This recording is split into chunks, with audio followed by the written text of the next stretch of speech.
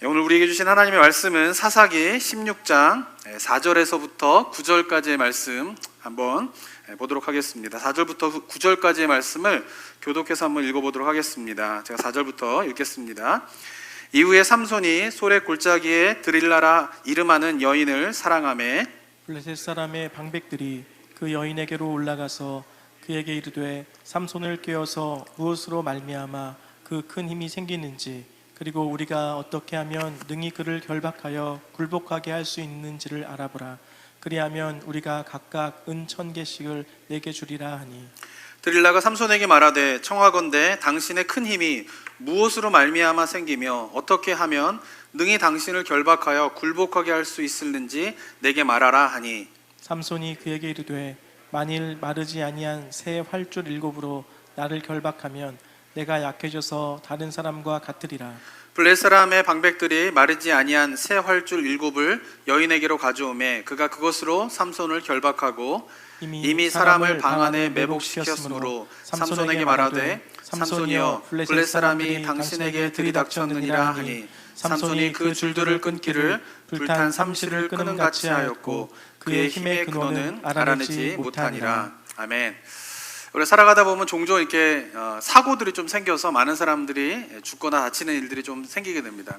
근데 그럴 때마다 이제 하는 말이 있는데 그것이 뭐냐면 이것은 인재다, 사람이 일으킨 재앙이다 이런 이야기를 좀 하게 됩니다. 물론 이제 천재로 말미암아 사람이 이렇게 다치고 죽는 경우도 있지만은 요즘에는 천재보다는 인재로 말미암아 사람이 죽는 경우가 더 많은 것 같아요. 천재가 언제 발생할지 뭐 이런 거 홍수라든가 지진이라든가 이걸 잘 알 수는 없지만 그러나 그래도 요즘에는 이제 과학 기술이 발달되면서 어느 정도 예측이 가능하게 되고 그러면서 사람들이 그러한 일들이 벌어질 때 대비를 하게 되는데 이 인재의 경우에는 평소에는 잘 알지 못합니다. 그런데 조금씩 어떤 사인들이 있는 것이죠. 뭐 여러 가지 현상들이 일어나는데 별로 신경 쓰지 않다가 갑자기 그런 현상들이 쌓이다가 갑자기 건물이 무너진다든가 뭐 여러 가지 사고들이 나면서 많은 사람들이 다치는 경우가 많이 생기는 것 같습니다. 그러니까 무엇인가 일어나고 있는데 그것이 일어나고 있다라고 하는 것을 인식하지 못하다가 어느 순간 갑자기 닥치는 사고가 바로 인재인 것이죠. 그런데 우리 영적인 상황도 돌아보면요, 이게 갑자기 어떤 일이 벌어지는 것 같지만 그러나 살펴보면은 점차 무슨 일이 일어나고 있는데 그 일어나고 있는 일을 잘 인식하지 못하다가 어느 순간 갑작스러운 사고로 말미암아 어떤 일로 말미암아 영적인 손상을 입는 경우가 많이 있는 것 같습니다. 제가 볼 때 삼손은요, 사사기에 나온 삼손은 바로 이러한 모습이다라고 생각을 하게 됩니다. 16장에 이제 들어오게 되었는데 우리가 잘 알고 있는 얘기 이제 드릴라와의 이제 대화가 이제 사건이 이제 시작되게 됩니다. 잘 아시는 것처럼 이 드릴라로 인하여서 블레셋의 사람들에게 삼손은 이제 체포를 당하게 되고 굉장히 치욕스러운 모습 속에서 어쩌면 좀 비참한 죽음을 맞이하는 것이 삼손의 마지막의 모습입니다. 그런데 삼손이 이렇게 무너지게 된 것은 갑작스럽게 블레셋 대군이 쳐들어와서 무너진 것도 아니고 그리고 블레셋의 어떤 발달된 무기 때문에 무너진 것도 아니고 바로 삼손이 죽게 된 원인은 힘이 없는 한 여인으로 말미암아 무너지게 되는 것이 바로 삼손의 이야기인 것입니다. 4절을 보면요, 이렇게 이야기하고 있습니다. 이후에 삼손이 소래 골짜기에 드릴라라 이름하는 여인을 사랑하매 이렇게 이야기하고 있습니다. 그동안 삼손이 만났던 여인의 이름은 잘 나오지 않았거든요. 그냥 한 여인, 뭐 기생 이렇게 나왔는데 오늘 본문 속에서는 드릴라라고 하는 이름이 나오게 되는 것을 보면은 이 여인은 전에 있었던 여인과 달리 굉장히 무엇인가 중요한 역할을 한 여인이구나 라고 하는 것을 짐작할 수 있습니다. 자, 그러면 이번에도 삼손은 블레셋 여인을 사랑한 것인가 라고 생각해 볼 때에 이 드릴라라고 하는 여인은 명확한 표현은 없지만은 블레셋 여인이 아닐 가능성이 많이 있습니다. 왜냐하면 이 소렉 골짜기라고 하는 곳은 엄밀하게 보면은 따지면 블레셋 땅은 아니에요. 블레셋과 이제 이스라엘과의 그 경계선상에 있는 어떤 지역이기 때문에 이 지역 자체가 이미 블레셋 지역이 아니고, 그리고 5절을 보면은 블레셋 방백들의 반응을 보면은 드릴라가 블레셋 여인이 아닐 가능성이 많이 있습니다. 한번 5절을 보면요, 한번 읽어볼까요? 시작. 블레셋 사람의 방백들이 그 여인에게로 올라가서 그에게 이르되 삼손을 꿰어서 무엇으로 말미암아 그 큰 힘이 생기는지 그리고 우리가 어떻게 하면 능히 그를 결박하여 굴복하게 할 수 있는지를 알아보라. 그리하면 우리가 각각 은 1,000개씩을 내게 주리라 하니. 네, 14장에서 블레셋 여인과 결혼을 하려고 했을 때에는 블레셋 사람들이 그 여인에게 찾아와서 협박을 합니다. 네가 만약에 그 수수께끼 답을 알려주지 않는다라고 하면 우리가 너희를 죽이겠다라고 협박을 하게 됩니다. 왜냐하면 그 여인은 블레셋 여인이었고 그리고 찾아온 사람들은 블레셋 지도자들이었기 때문에 그들의 수하에 있기 때문에 협박을 할 수 있었던 것이죠. 그런데 이 드릴라라고 하는 여인에게는 협박을 하지 않고요, 블레셋 방백들이 와서 금전적인 거래를 하게 됩니다. 이 은 1,100개라고 하는 건 굉장히 큰 액수인데 이 큰 액수를 가지고 거래를 하는 것을 보면은 이 드릴라라고 하는 여자는 블레셋 여인이 아닌 다른 족속의 여인일 가능성이 높다라고 볼 수가 있는 것입니다. 근데 중요한 것은 뭐냐면요, 이 드릴라라고 하는 여인은 블레셋 여인은 아니지만 분명한 것은 이스라엘 여인도 아니라는 것이에요. 이 여자는 이스라엘 여인도 아니고 블레셋 여인도 아닌, 그렇지만 이방인 여인임에는 틀림없다라고 하는 것입니다. 어떤 삼손의 이야기를 보면요, 드릴라라고 하는 한 여자 잘못 만나서 인생 망친 남자의 이야기로 들려지기 쉽습니다. 그러나 제가 말씀드린 것처럼 삼손의 이야기는 그냥 드릴라라고 하는 한 여자를 잘못 만나서 인생이 망가진 이야기가 아니라 그 이미 이전에 여러 여인들을 만나는 가운데에서 이스라엘을 비롯한 삼손이 영적으로 문제가 있는 사인이 있었음에도 불구하고 그것을 발견하지 못하다가 드릴라로 인하여서 비참한 최후를 맞이하게 되는 스토리다라고 볼 수가 있는 것입니다. 자, 그렇다면은 블레셋 여인과 결혼에 실패가 있었고 그리고 그것으로 말미암아 여러 파장들이 생겨나는 그런 일을 경험했음에도 불구하고 삼손은 계속 하나님의 뜻을 거절하면서 어기면서 또 다른 이방 여인을 찾아가는 이유가 무엇 때문일까요? 삼손이 하나님의 뜻을 깨닫지 못하고 계속 이방 여인들만 찾아가는 그 첫 번째 이유는 무엇 때문이냐? 바로 이스라엘의 사회적인 분위기가 이방 여인과의 결혼을 죄라고 인식하지 못하는 사회적인 분위기가 있었기 때문에 그렇다라고 하는 것입니다. 삼손은 어쩌면은 이래 성적인 욕구를 잘 절제하지 못하는 남자라고 볼 수도 있습니다. 그리고 또는 이스라엘 여자보다는 이방 여인이 더 아름다웠다라고 볼 수도 있습니다.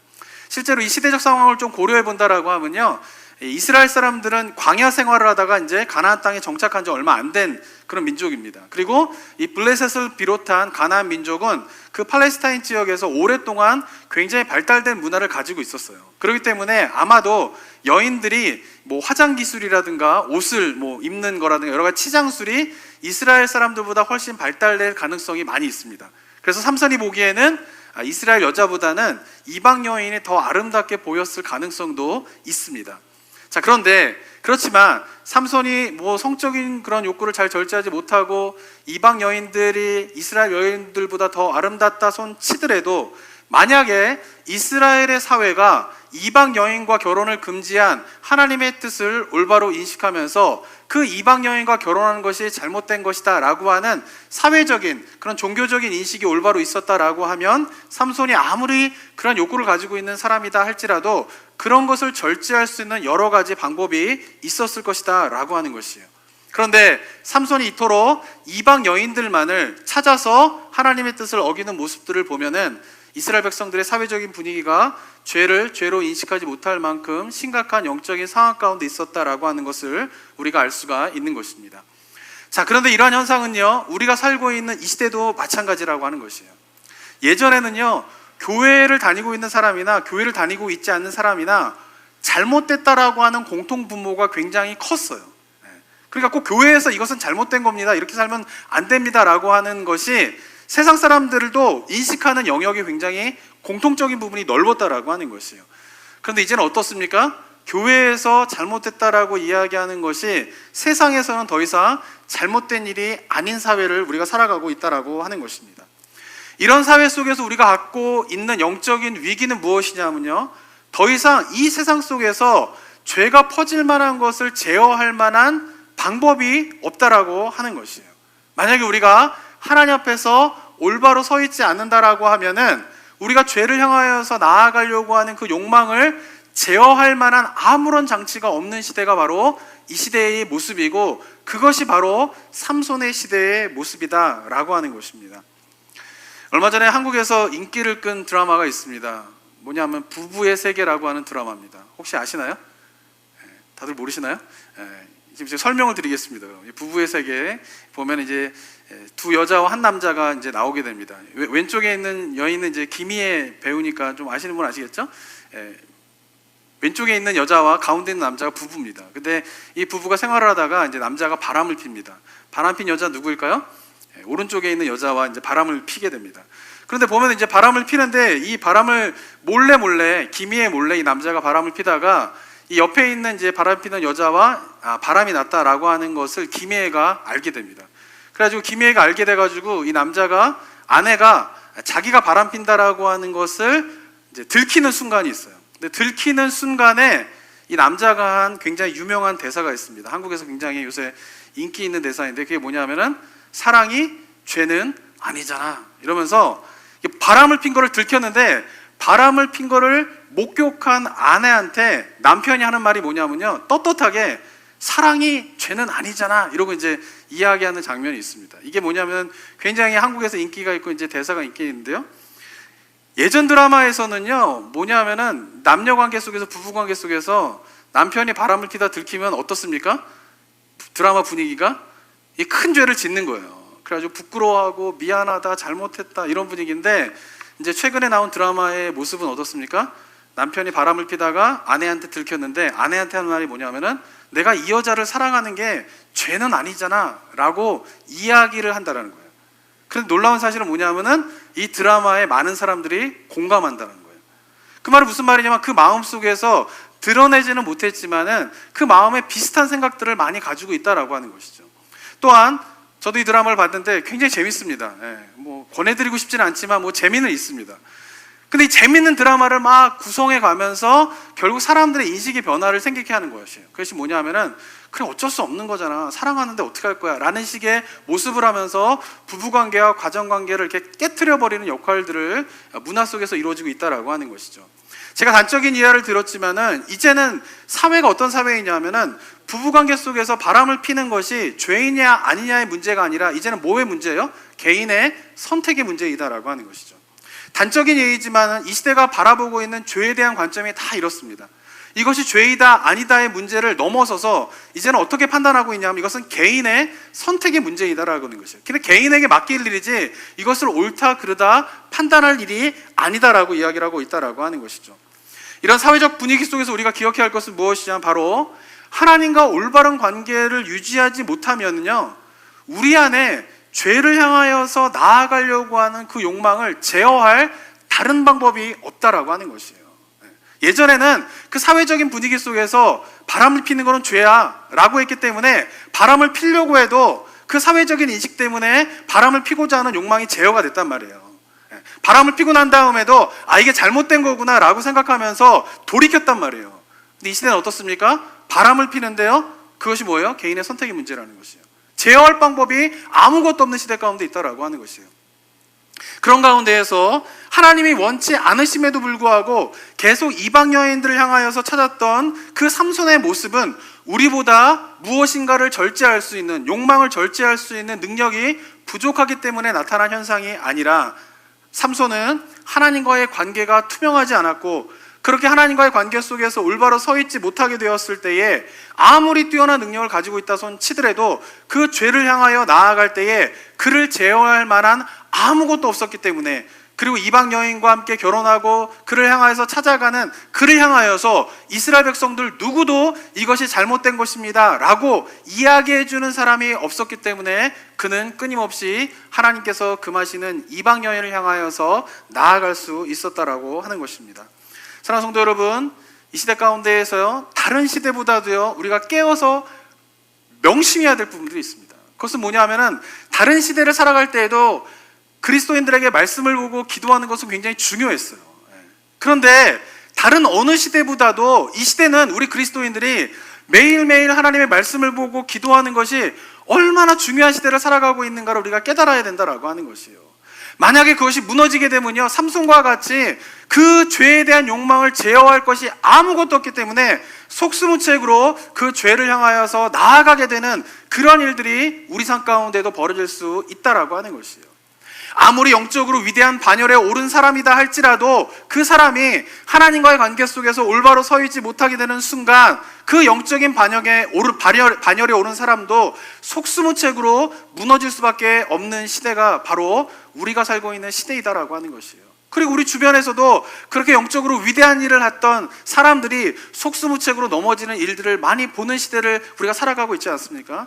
그렇기 때문에 이 시대 가운데에서 우리가 주의 말씀과 기도 가운데 매일매일 하나님과 올바른 관계를 내가 살아가고 있느냐 아니냐를 점검하고 확인하는 것은 정말 생명과 같이 우리가 지켜야 할 이 시대의 사명이 된다라고 하는 사실을 기억하는 저와 여러분이 되었으면 좋겠습니다. 그런 의미에서요, 제가 일일 묵상 시간을 여러분들이 꼭 지키셔야 돼요.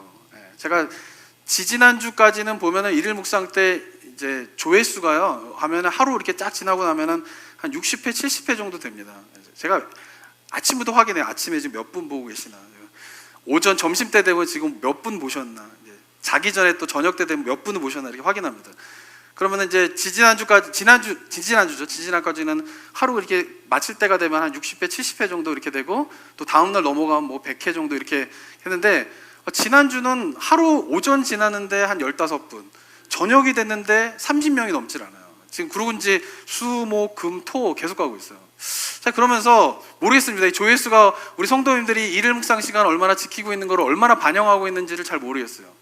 그래서 제가 도전하고 싶은 건 뭐냐면요, 하루에 20분, 30분을 다른 일을 안 하고 오직 하나님만을 생각하는 시간을 여러분들이 지키지 않는다라고 하면요, 다른 시대보다도 여러분들이 영적으로 무너지기 너무나 쉬운 시대를 살아가고 있다라고 하는 것이에요. 특별히 코로나 바이러스로 말미암아 함께 모여서 우리가 마음을 모으고 새롭게 다짐하고 이런 것들의 기회가 점점 줄어들고 있는데 하루에 20분, 30분도 하나님 앞에서 우리가 올바로 기도하는 시간으로 삼지 않는다라고 하면요, 삼손의 이야기는 다른 사람의 이야기가 아니라 나 자신의 이야기가 될 수 있다라고 하는 것이에요. 제가 강조드리는데요, 일일 묵상 시간은요, 목사님들의 설교를 듣는 시간이 아닙니다. 그게 포인트가 아니에요. 목사님들의 설교는요, 서브예요, 서브. 메인은 뭐냐 하면은 성도님들 각자가 하나님의 말씀인 성경을 통하여서 하나님을 만나는 시간을 삼으시라는 것이에요. 그리고 보충적으로 그 묵상한 내용, 개인이 묵상한 내용에 대해서 복충적인 설명을 하는 것이 목사님들의 설교인 것이에요. 그러니까 우리나라 성도님들이 보통 이 목사님들의 설교를 메인으로 보는 것이 익숙한데 일일 묵상 시간은 그런 시간이 아니에요. 테스트해 보시기 바랍니다. 내가 정말 성경 그 말씀을 통해서 내가 하나님을 만나고 있는가 아닌가 라고 하는 것을 우리가 확인하는 시간이 바로 일일 묵상의 시간임을 기억하면서 우리 성도님들이 이제 이번 주도 지켜볼 겁니다. 새벽 6시부터 지켜볼 겁니다. 몇 분이 하시나. 아니면 제가 이제 아니면 정 안 되면 막 일일이 다 전화를 할까 지금 생각 중이에요. 일일 묵상 하셨습니까? 일일 묵상 하셨습니까? 이 만나지 못하니까 지금 이게 어떻게 영적으로 생활하시는지 점검할 방법이 없어요. 근데 어떠한 시대를 우리가 살아가고 있는가를 명심하면서 정말 매일매일 20분, 30분을 그 하나님의 말씀만 묵상하면서 그 시간을 드리는 것이 영적으로 우리가 살아갈 수 있는 생명과 같은 시간이다라고 하는 것을 기억하면서 꼭 그 시간을 지키면서 나아가는 우리 성도님들이 되셨으면 좋겠습니다. 자, 두 번째로 삼손이 왜 이렇게 이방 여인에게 집착을 하는가에 대한 이유에 대해서 한번 생각해 보도록 하겠습니다. 자, 지금까지 살펴본 사사기에 나타난 삼손의 모습을요, 만약에 이 시대에 정신분석학자들이나 아니면 정신과 의사들에게 진단을 내려본다라고 하면 어떻게 삼손을 진단할 수 있을까요? 제가 볼 때는 이 삼손을 성 중독자로 진단을 했을 것입니다. 이 사람은 지금 성에 중독돼 있다라고 심리학자들이나 정신의사들이 진단을 했을 것이에요. 지난 시간에도 말씀드렸지만 이 삼손의 이야기는요, 모든 스토리가 다 여자와 관련되어 있습니다. 여자와. 블레셋과의 싸움도 뭐 하나님께 불순종하게 된 것도 모든 이유는 여자 때문이에요. 자, 그런데 여자 중에서도 이스라엘 여자에게 관심이 있은 적이 없어요. 삼손은 언제나 어떤 여인에게 관심이 있어요? 이방 여인에게 관심이 있다라는 것이에요. 그런데 이 당시에 이스라엘의 사회 속에서 이방 여인과 결혼하는 것은 금기시되어 있는 이야기예요. 근데 금기시되고 있는 이방 여인에게 계속 집착을 한다라고 하는 것은, 자꾸 금기된 것을 넘어서게 된다라고 하는 것은, 그것은 뭐예요? 중독적인 증상을 가지고 있다라고 볼 수가 있는 것이죠. 그러니까 중독이 아니면은 금기되어 있다라고 하는 것을 잘 욕구가 있더라도 넘어서지 못해요. 근데 그 금기되어 있는 것을 자꾸 넘어서는 게 뭐예요? 중독이에요. 왜냐하면 제어할 수가 없기 때문에 그 금기된 것을 자꾸 넘어서려고 하는 것이 바로 중독의 현상이다라고 하는 것입니다. 자, 그렇다면 삼손은 왜 금기된 여인을 계속 쫓는 이런 중독 현상을 보여지고 있는가? 그 주된 이유가 제가 볼 때는 뭐냐면 바로 관계의 단절에 있기 때문에 그렇다라고 볼 수가 있는 것입니다. 사사기에 나타난 삼손의 모습에서 제가 가장 안타까운 것은 뭐냐면요, 하나님께서 사사로 세우셨지만 이스라엘 백성들에게 인정받지 못하는 삼손의 모습이에요. 어쩌면 이방 여인을 자꾸 찾아간 이유도요, 생각해 보기에 이스라엘 사람들에게 인정받지 못하게 되니까 이방 여인과의 결혼을 통하여서 그 민족 사람들에게 인정을 받으려고 하는 심리도 작용하고 있는 것은 아닌가라고 생각해 볼 수도 있습니다. 같은 민족 사람들에게 인정받지 못하니까 다른 민족 사람들과의 결혼을 통하여서 그 사람들에게 인정을 받고 싶어하는, 관계를 형성하고 싶어하는 모습이 삼손의 모습이 아닐까라는 생각도 해보게 됩니다. 그러나 삼손이 만약 이러한 기대를 가졌다 손 치더라도 나타난 현상은 뭡니까? 블레셋 사람들에게 다가가도 블레셋 사람들이 삼손을 거절하는 것이에요. 그런데 안타까운 것은 뭐냐면 블레셋 사람들에게 거절을 당한 삼손이 자기 민족인 이스라엘 사람들에게도 거절을 당하고 있다라고 하는 것이죠. 그래서 지난주에 살펴본 본문과 같이 그래서 갈 곳이 없기 때문에 삼손이 선택한 장소가 어디예요? 헤브론의 앞산, 그리고 그 앞산 가운데도 산 꼭대기에 올라가서 도피하고 있는 모습을 봤을 때에 삼손은 모든 사람들과의 관계에 단절이 있었다라고 하는 것입니다. 그리고 이 관계의 단절은 바로 여자에게 집착을 한, 특별히 이방 여인에게 집착하는 그런 성중독과 같은 현상을 낳았다라고 볼 수가 있는 것이에요. 저 이런 생각들을 뒷받침하는 심리학적인 실험이 있습니다. 브루스 알렉산더라고 하는 심리학자가 실험을 한 가지 했는데요, 그 실험은 뭐냐면요, 쥐를 우리에다 가둬두는 거예요. 한 마리를. 그리고는 물통을 2개를 매달아 놓습니다. 한쪽에는 그냥 보통 물이에요. 그리고 한쪽에는 뭐냐면은 마약이 든 물을 넣어 놓았다고 합니다.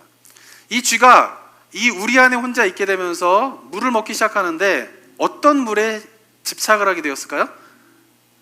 마약이 담겨진, 헤로인이 담겨진 물에 집착을 하게 됩니다. 그리고는 이 정상적인 물을 먹지 않고 마약이 담긴 물을 계속 먹다가 결국은 이 마약 중독이 되면서 이 쥐가 완전히 이제 비참하게 죽게 되는 그런 실험이 있게 됩니다.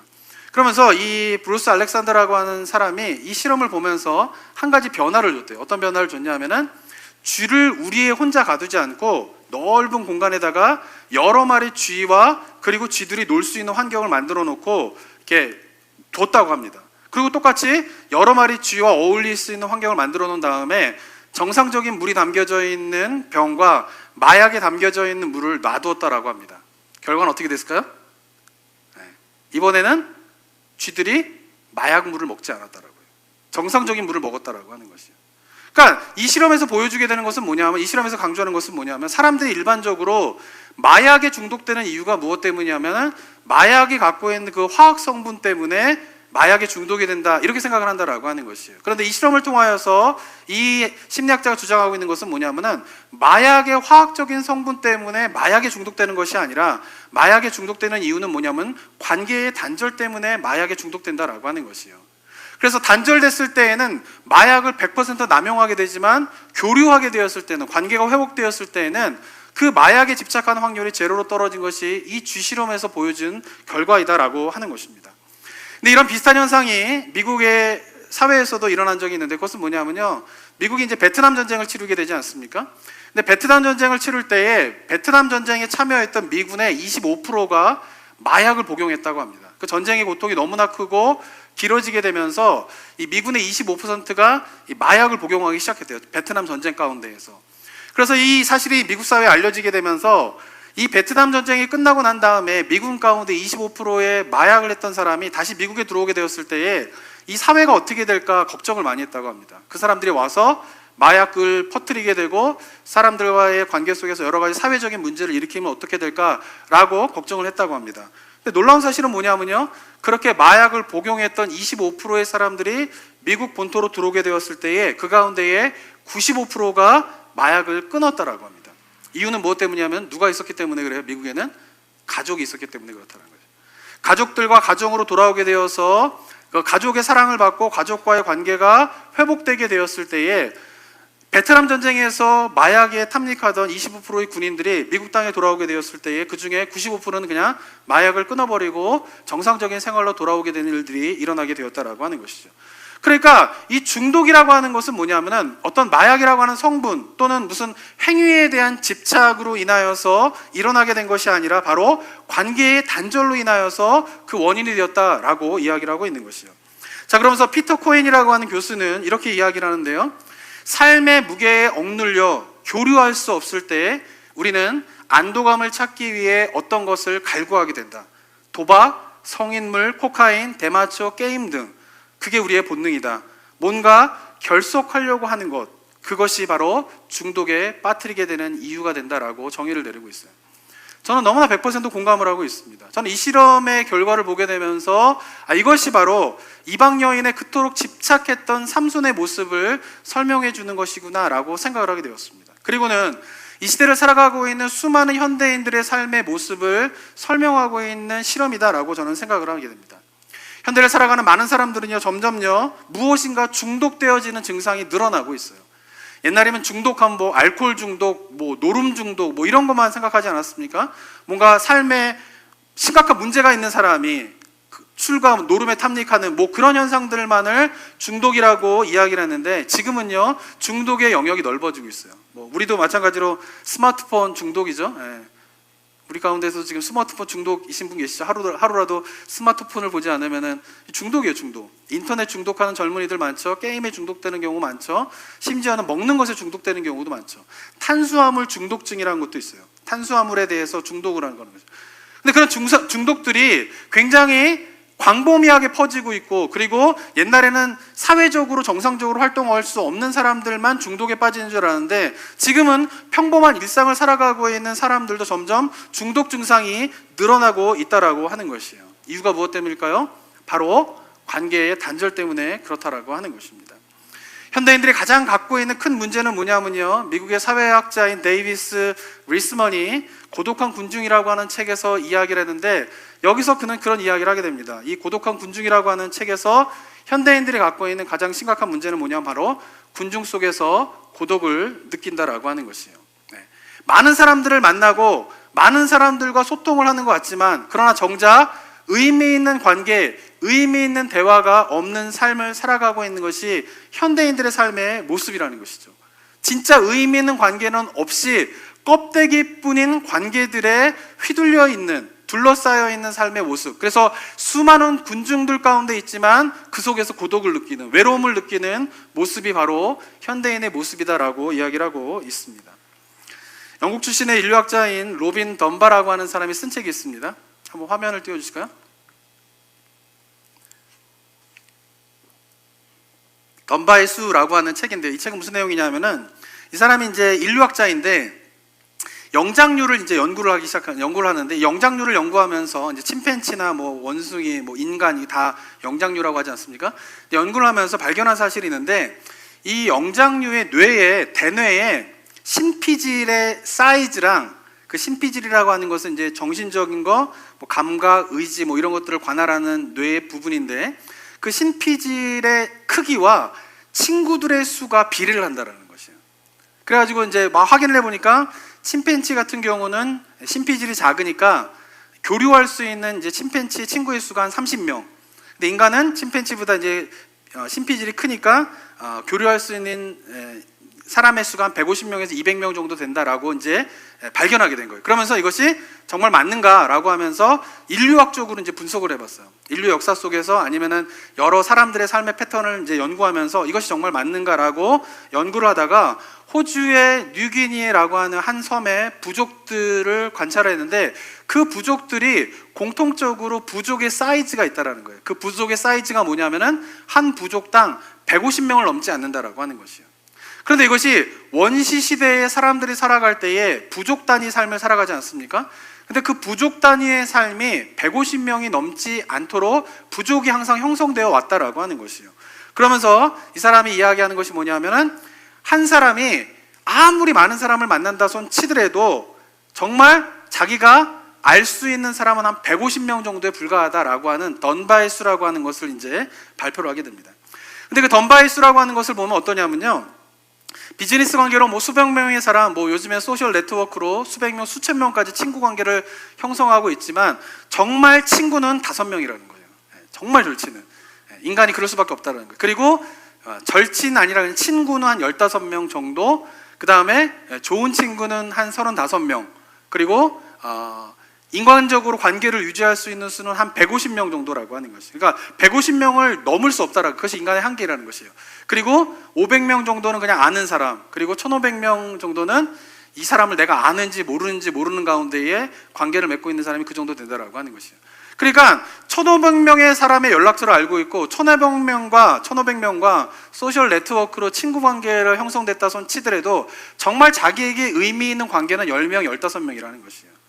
근데 이 말은 무슨 말이냐면요, 현대 사람들이 오히려 수많은 사람들과 만나게 되면서 연락처를 알고 있고요, 그리고 소셜 네트워크로 수백 명, 수천 명의 사람과 친구 관계를 형성하고 있지만 정작 자기에게 의미를 줄 수 있는 10명, 15명의 사람이 없기 때문에 사람들은 중독 증상을 나타내고 있다라고 하는 것을 보여주고 있다라고 하는 것이에요. 의미 없는 관계 속에 휩싸이게 되면서 어떻게 돼요? 사람들은 점점 뭐에 집착하게 됩니까? 자기에게 의미 있는 10명, 15명의 관계가 없기 때문에 내가 이렇게 외롭고 힘들구나라고 하는 생각을 하지 못하고 자기가 어떠다는 거예요? 보다 많은 인간관계를 많이 맺으면은 자기가 외롭고 힘든 것을 해결할 수 있다라고 생각을 하는 것이에요. 그러면서 어떻게 하면은 젊은이들 사이에서는, 뭐 젊은이들도 아니고 요새는 뭐 40대, 50대, 심지어는 60대 되시는 분들도 뭐 소셜 네트워크 이런 걸 굉장히 많이 집착을 하게 됩니다. 그 속에서 어떻게 돼요? 사람들과 친구 관계를 하게 되고 거기서 피드백이 있는 것에 대해서 집착하게 되는 현상들이 늘어나고 있는데, 그것이 왜 그러냐 하면은 자기에게 의미를 던져주는 10명, 15명의 사람이 자기 주변에 없기 때문에 그렇다라고 하는 것이에요. 저는 이번 코로나 사태로 말미암아 지금 단절된 상황이 물리적으로 지금 살아가고 있지 않습니까?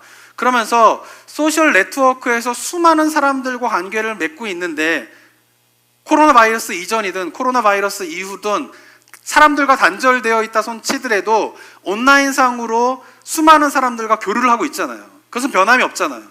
그런데 놀라운 일은 뭐냐 하면은 사람들과의 물리적인 피지컬한 컨택이 사라지게 되는 환경이 만들어지다 보니까 지금 미국이든 한국이든 나타나고 있는 현상은 뭐냐 하면은 우울증 증상을 갖고 있는 숫자가 늘어나고 있다라고 하는 것이에요. 지난주 같은 경우도 LA에 굉장히 억만장자인 유명한 사람이 자기의 최고급 빌라에서 투신 자살해서 죽었어요. 이유는 뭐냐? 외롭다는 거예요.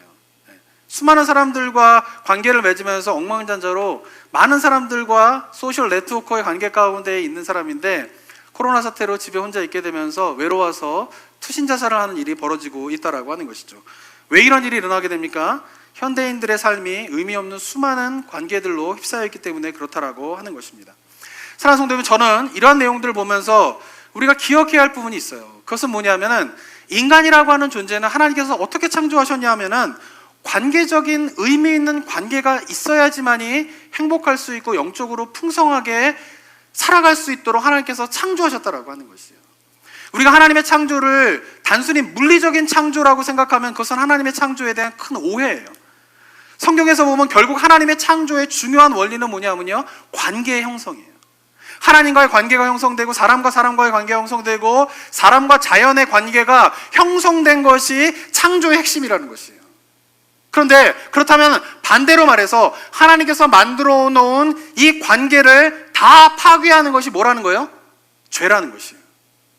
죄에 대한 정의를 새롭게 가져야 된다라고 하는 것이에요. 하나님은 끊임없이, 어쩌면 예수 그리스도가 이 땅 가운데 오신 이유도 무엇 때문입니까? 죄로 말미암아 끊어진 관계의 회복을 위하여서 예수 그리스도가 이 땅에 와서 십자가에 못 박혀 죽으셨다라는 것이에요. 왜? 그것이 하나님께서 원하시는 창조의 핵심이기 때문에 그렇다라고 하는 것이에요. 그런데 끊임없이 죄가 하는 일은 뭐예요? 그 관계를 다 단절시키는 거예요. 하나님과 관계를 단절시키고요, 사람과 사람과의 관계를 단절시키고요, 사람과 자연과의 관계를 단절시키는 거예요. 제가 요즘에 시편 묵상을 하면서 좀 놀라운 건 뭐냐면요, 어떻게 다윗은 이 자연을 보면서 하나님을 느낄 수 있을까에 대한 거예요. 저는 자연을 보면서 하나님이 계시, 이런 정도, 하나님의 창조는 위대하지, 이런 정도는 제 마음 가운데 있는데, 제가 자연을 접하지 못하는 상황 가운데에서 살아가고 있는지 몰라도 다윗을 보면서 놀라는 건 뭐냐면은 그 하늘을 보면서 그 하늘에서 하나님을 막 느끼는 거예요. 바다를 보면서 바다에서 막 하나님을 느끼는 거예요. 와, 어떻게 그런 영성을 가질 수 있을까라고 생각했는데, 내가 이게 뭐예요? 자연과의 관계 속에서 창조의 원리인 그 속에서 하나님을 느끼는 그 기능이, 그 펑션이 나에게 문제가 있구나라고 하는 것을 제가 시편을 묵상하면서 느끼게 되는 것이에요. 그러니까 인간은 더 이상 자연과의 관계 속에서 뭔가 그 의미 있는 관계를 누리지 못하는 거죠. 그것이 뭐예요? 하나님께서의 창조의 원리의 하나의 훼손된 부분이다라고 하는 것을 우리가 기억해야 된다라고 하는 것입니다. 저는 그러면서 이 본문 속에 있는 삼손의 모습과 그리고 이 시대에 살아가는 많은 사람들의 모습을 보면서 교회가 감당해야 될 일이 무엇인가가 저는 명확하다라고 생각합니다. 교회는 결국 공동체가 돼야 돼요. 공동체의 핵심 뭡니까? 관계. 의미 있는 관계의 네트워크가 뭐예요?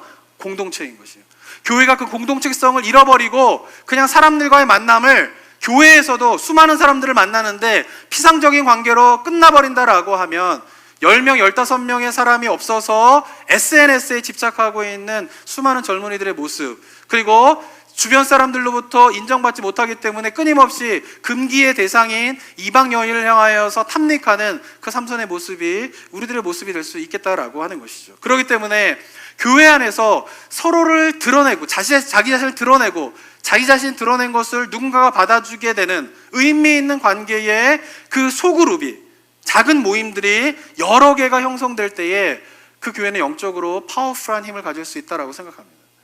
기도하고 말씀을 보고 예배 드리는 것뿐만 아니라 이 시대 속에서 그 의미 있는 관계로 네트워크가 된 그 작은 그룹들이 많이 형성되어져 있는 교회가 결국은 앞으로 이 시대의 종말의 시대에 주님의 지상명령인 복음사역을 감당할 교회이다라고 저는 생각을 해요. 왜냐하면 이 시대 가운데 정말 사람들에게 복음을 어떻게 전하겠습니까? 가난한 시대 때는요, 먹을 것과 함께 복음을 전달해 주면은 복음이 들어갔어요.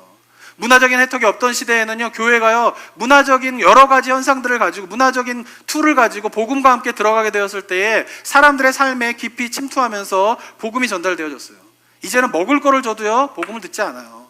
문화적인 혜택을 보여줘도요, 복음을 듣지 않아요. 왜냐하면 이 시대 사람들 가운데 결국 결핍된 것은 뭐냐면은 의미 있는 관계이기 때문에 그렇다라고 하는 것이죠. 그런데 교회가 갖고 있는 아름다운 모습, 하나님께서 교회를 통하여서 우리에게 주신 아름다운 그 능력이 무엇이냐면 바로 예수 그리스도의 십자가의 사랑으로 말미암아 우리가 하나님과의 관계에 이음바 되어졌고, 그 하나님과의 관계 속에서 그 관계의 의미가 얼마나 소중하고 아름다운 것을 깨달은 자들이 세상을 향하여서, 사람들을 향하여서 내가 하나님으로부터 경험한 그 사랑을 나누어주고 펼쳐가는 것이 바로 교회의 모습이 아니겠습니까?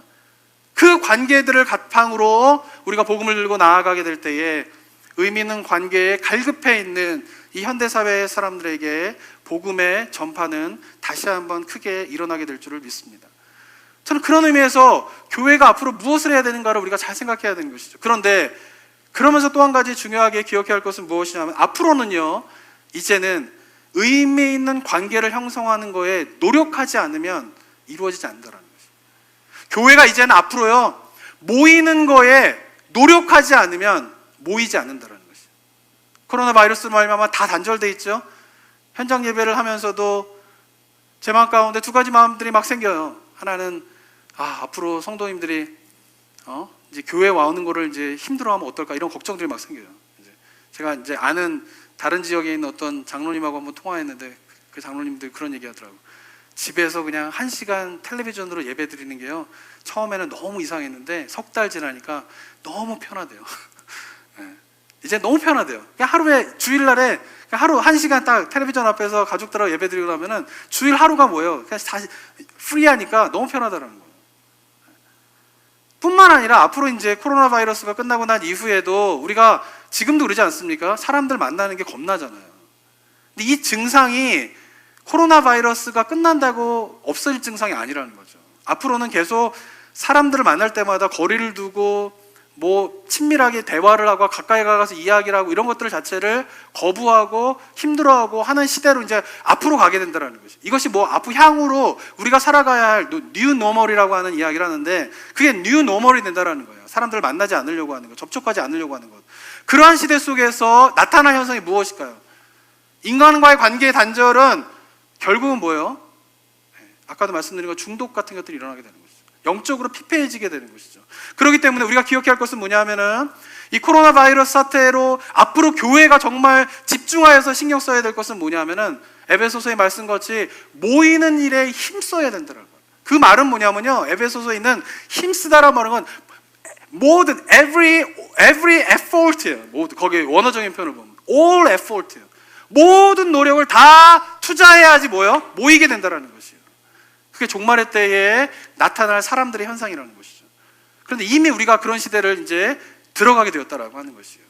그래서 우리가 기억해야 할 것은 무엇이냐면, 제가 그렇다고 무턱대고 모이자 이런 얘기를 하는 게 아니에요. 지금 제가 상식도 없고 뭐 지금 현상도 파악하지 못하는 가운데에서 이런 것이 아니라, 우리가 앞으로 살아가야 될 시대 속에서 정말 교회가 어디에 더 초점을 두고 우리 성도님들 개개인이 어디에 포커스를 둬서 살아가지 않으면 삼손과 같은 모습이 우리들의 모습이 될 수 있다라고 하는 영적인 위기감을 가져야 된다라고 하는 것입니다. 노력하지 않아도 예전에는 교회에 모였어요. 노력하지 않아도 의미 있는 관계들이 형성이 됐어요. 그런데 이제 앞으로 우리가 살아가야 할 뉴 노멀의 시대 때는 어떤 거예요? 노력해야 된다는 것이죠.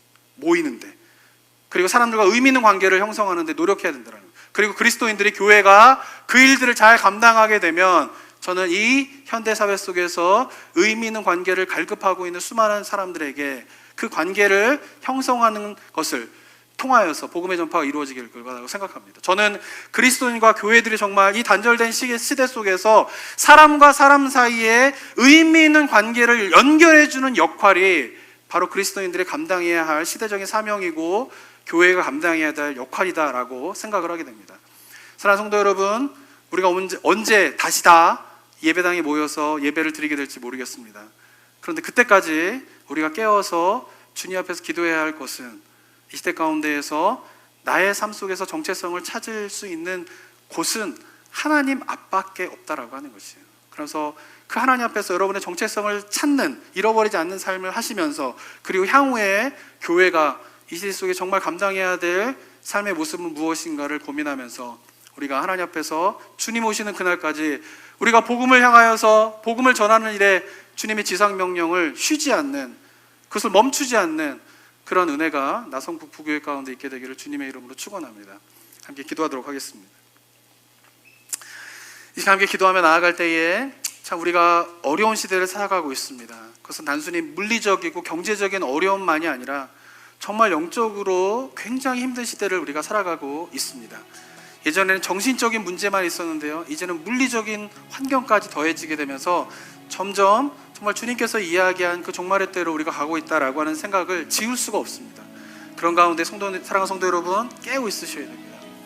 매일매일 주님 앞에서 말씀을 묵상하고 하나님 앞에서 나의 삶을 돌아보고 나의 영혼을 하나님 앞에서 말씀 가운데 비춰주게 되는 그 일들 하지 않으면, 단 20분조차도 그걸 하지 않으면은 정말 죽을 수밖에 없는 것이에요. 삼손과 같은 모습이 나의 모습이 될 수밖에 없다라고 하는 사실을 기억하고, 그리고 이 시대 속에서 우리가 감당해야 될 사명이 무엇인가를 묵상하면서 하나님께 기도하며 나아가도록 하겠습니다. 같이 기도하겠습니다. 아버지,